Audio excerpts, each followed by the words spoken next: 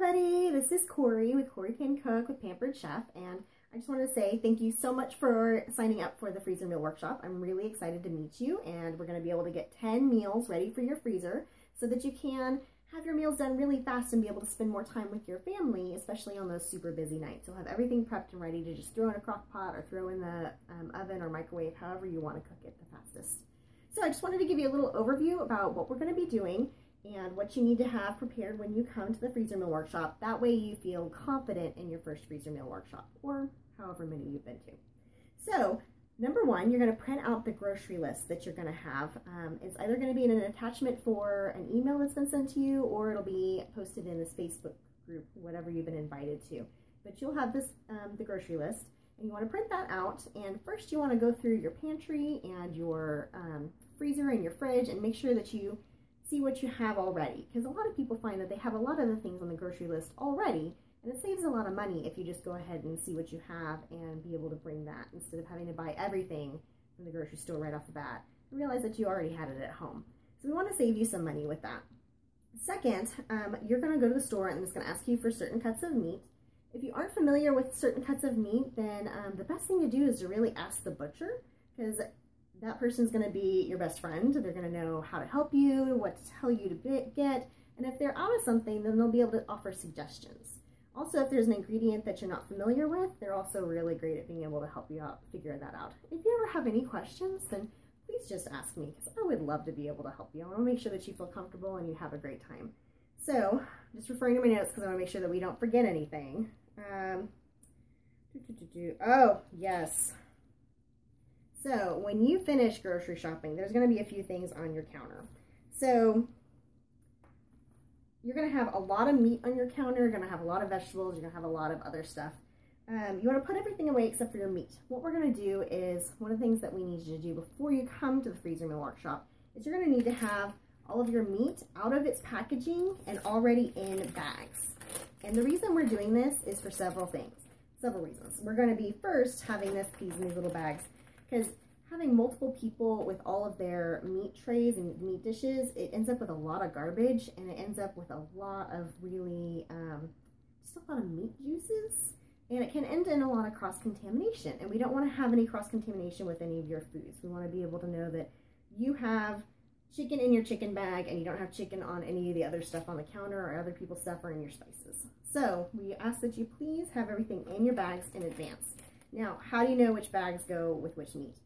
You're going to find another attachment that's going to say, dinner's done, workshop, and it's going to have important information on there. And in red, it's going to say which meats go in which bags. So it'll say, for instance, several bags of 4 to 6 chicken breasts, or it'll say a bag of 1 pound or 2 pounds of ground beef, or however many bags that it's going to require for the workshop that you're attending. So you want to go through and get your bags, put 4 to 6 chicken breasts in the chicken breast one, and just move on like that. So when you're all done, it should look like this, and you have your chicken already in there, all the meat trash is thrown away, no cross-contamination. That's exactly what we're looking for. So this is going to make it a lot faster at the freezer meal workshop and a lot less smelly and sticky. So we appreciate that. Let's see. Yes. Okay, so what we're looking at for you when you arrive at the workshop is we are going to want you to have 10 of these bags, 1 for each of the meals. If you are feeding a family of like 3 or less, you may consider separating your meals and having 20 meals, so dividing every meal in half. So if it says 4 to 6 chicken breasts, then you would want to put 2 in one bag and 2 in another bag so that you'll have your meal already separated. That way you don't have to separate it after it's been frozen and then refreeze, because you never want to refreeze. But if you have 4 or more people in your family, then just go straight like this and see how it feels. And it could be that the next time you want to separate, or it could be that this is perfect for your family. I usually like to eat like this, even though I have little kids that don't eat a whole lot, because I find that we're able to eat it the first night, and then we're able to eat leftovers the next night, or we can turn it into a whole new meal the next night. So I don't want to have to refreeze it. I want to be able to have everything and not cook multiple times that week. So something that we are also looking for is you're going to have a lot of Ziploc bags. And on the grocery list, it's going to say 30 Ziploc bags. And that seems like a lot, especially for 10 meals, but there's 2 reasons why. First is sometimes Ziploc bags break or something happens, and we want to make sure that you have enough. Second, every single meal that you have is going to be double bagged. So when you're all done with your preparing your meal, you're going to stick your bags together like this. We're going to seal them up like that. And they're all going to end up looking kind of like that, only with way more stuff inside of there. And the reason we're going to double bag them is because it's going to make your meals stay fresh for longer in your fridge, and it's going to keep them from getting freezer burn.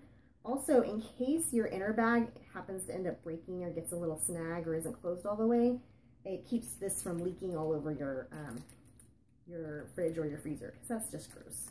So you'll also notice that I'm using the regular Ziploc bags. I'm not using the slide Ziploc bags. You can totally use them if you want, but I found that they leak more frequently, and especially if there's a lot of liquids in here, and there will be some liquids in here. So I just go with the standard ones where you can see that it's turned a different color, and you know that it's going to be closed all the way. So there's that. There's also going to be a whole bunch of sandwich bags that you're going to need to bring. Those are going to be for either smaller ingredients or for also sticking the recipe in here so it doesn't get all juicy. And you can just pull it out and you'll have the recipe right there ready for you. I'll provide that. Don't worry about the recipes. Just bring the Ziploc bags. What else are we going to do? Yeah, we're good with that one.